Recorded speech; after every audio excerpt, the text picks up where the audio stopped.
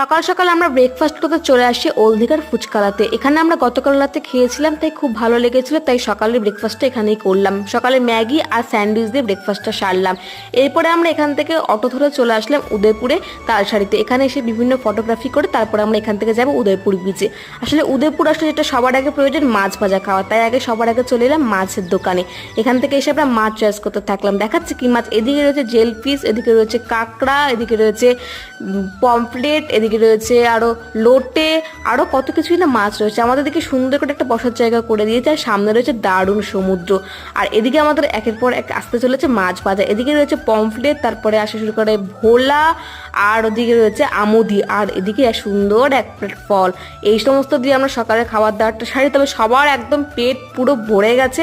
আর এদিকে রয়েছে দারুণ সমুদ্র। তবে সমুদ্রের ঢেউটা এখন অনেকটা একটু কমে গেছে, আর বোটের টিকিটও আমরা কেটে ফেলেছি, কারণ আমরা যাবো বোট চড়তে। চলো আজকের মতন ভিডিও